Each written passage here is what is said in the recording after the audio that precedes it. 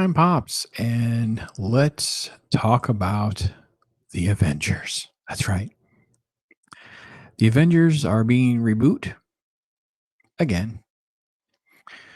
Captain Marvel is being put in charge and put front and center again. Um, we did go with some iconic characters, so let's play how this plays out. It plays out with her. That's right, Captain Marvel. This is how they draw her. They didn't draw her. Well, you'll see. So there's this big Avengers Assemble project. I guess this battle, and this is what we get: Jed McKay, Sia Villa, the Star, the Icon, the Witch, the Construct, the God, the Engineer, the King. So I love they stay with 7. Which, by the way, I always go back to my very first like really big Avengers comic book when I was a kid was Avengers 181, where they took a story where they brought in, I mean, tons of characters, including like the Guardians of the Galaxy, and said, well, we're going to pick 7. And the government was deciding they purposely chose Falcon so there would be the black representation. And here we are, 2023, with 7 characters. And now we have 2 black dudes, which is great. And you're not going to believe what T'Challa does to Sam in this book. It is by far the best moment in Marvel that I've had all year this year. It's the best moment so far. So this is the book. Let's give it a fair go. It has 2 sort of like time jumps of how they happen with real time and then flashback. So this is like her going around and picking her team. And then Tony's like reading, all the recently active Avengers have chosen for their new chairperson, Captain Marvel. Yay. I'm like, okay, let's not keep doing this. And it's fine. I don't care for Scowl Face Carol, but she's not really that off-putting in this book as she's been in most of her other books. And then it's sort of like, there is a footnote, and we do get a little bit of this whole she's going for getting Tony first, and then you have cutbacks to real time where they're fighting. And that's what happens the entire time is they cut between the actual events of the moment versus her putting the team together, which is a decreasing amount of days. Okay, so 6 days ago, she went and got Thor. And the Thor dialogue is a little cringy-esque because they purposely, like, Jed's trying to be clever with a comment that she makes about how she thinks about Thor and then tries to ask him. And it's fine. It's not horrible. I will say that having him be so big and masculine and strong and powerful was very interesting. I didn't expect that. Then she gets T'Challa, which, by the way, for some reason, Sia Villa gives him eyes here, but not eyes in these other panels. It was kind of, I thought it was, I mean, they're going for shadows, but he just lost all of his eyes, and then the eyes are back. Anyway, come back to real time. The battle's going on. T'Challa in action. So I thought all that was fine, right? And I can't stand this use of these colors because this doesn't really. So I don't exactly understand why they think that the fire and the lights would make their outfits look pink. But okay. All right. And then this is when it got this is when it started to get really bad. So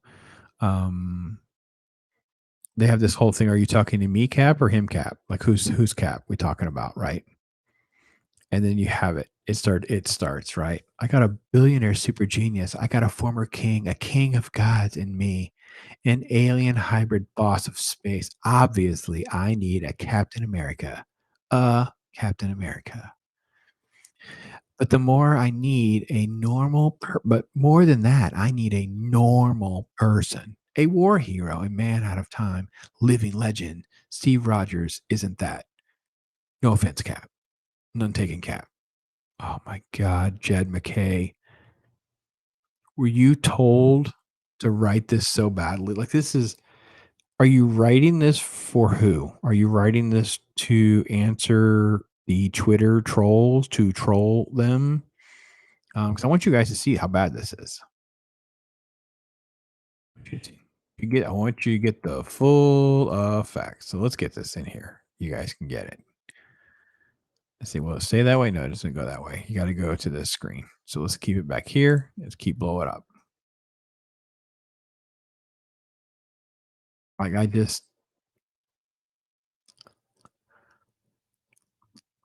I'm like, a man out of time, living legend. Steve Rogers isn't that.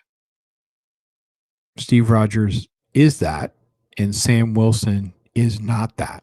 Sam Wilson is not a man out of time. He is not a living legend. He's Falcon in a Cap costume. And now that we have Steve, why is he Cap? It's just dumb. It's so stupid that they're trying to force this.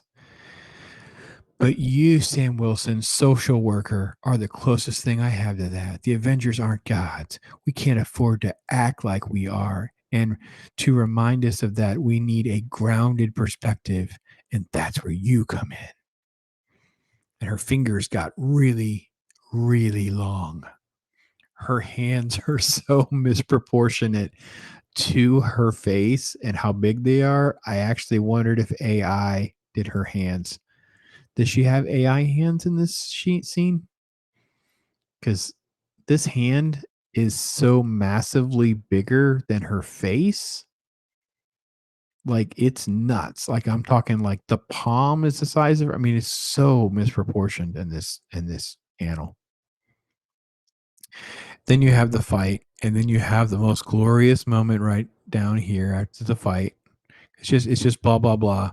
And then you get to this. This is the best. It's the best. So you have Sam Cap, you have Black Falcon. He's fighting, and there's T'Challa. T'Challa calls him Falcon, right? Right here. Calls him Falcon. And then there's like a couple thing, and then right down here, then you get it. There may be a lot of beef between us, but you're still an Avenger, and it's Captain America.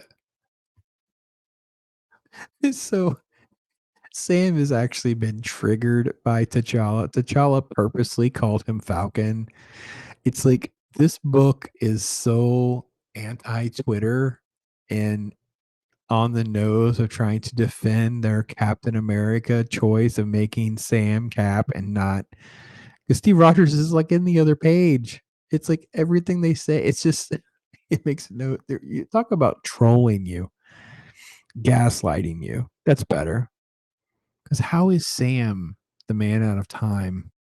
Sam's just a regular dude. He's a contemporary of T'Challa. He's so less powerful than all these other people. It makes no sense whatsoever.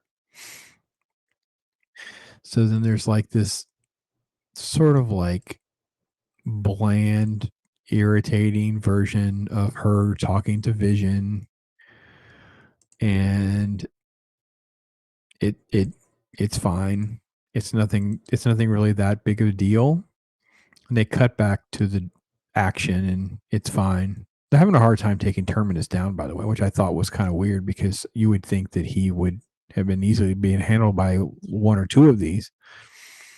Then she does the same thing. She goes and gets Scarlet Witch, and Scarlet Witch is going to be there to help, and they're going to um, have this big battle sequence. It's going to continue to escalate, and there's Carol. She's doing her thing, getting Thor, getting Scarlet Witch involved, and then she starts lifting this above. And it's going to be like a dangerous nuclear reactor kind of explosion, right? Because there's like a black hole inside of it.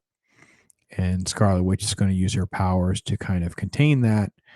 And that's kind of where we're at. And then she's repeating this narrative. Carol's doing this dialoguing of the story. And I will say all of that was fine. Now, if you do not want the ending spoiled, because this does have a big sort of splash ending with how they want to set up the next issue, which is probably the saving grace of this book that is otherwise kind of a mess.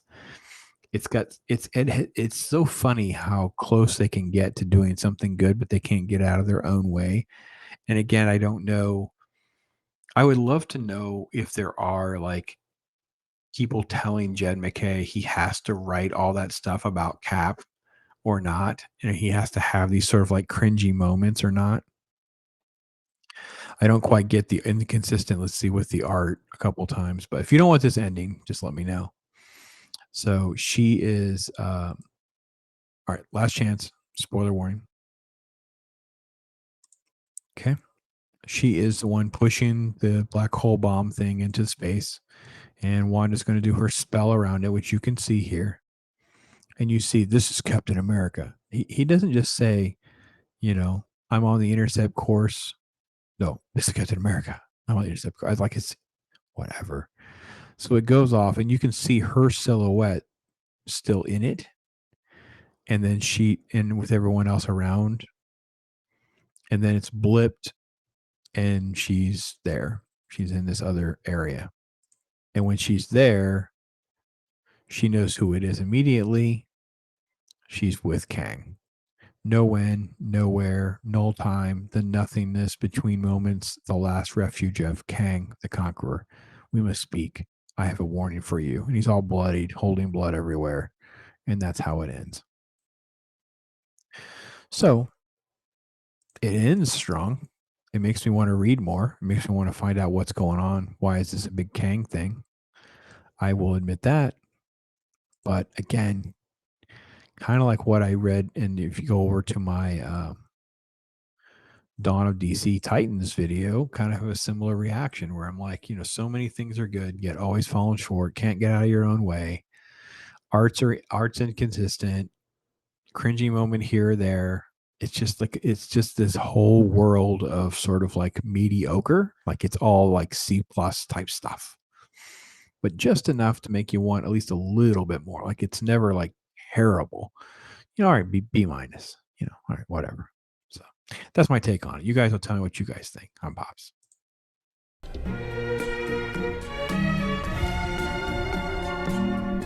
Yeah. Right? And I'm not playing no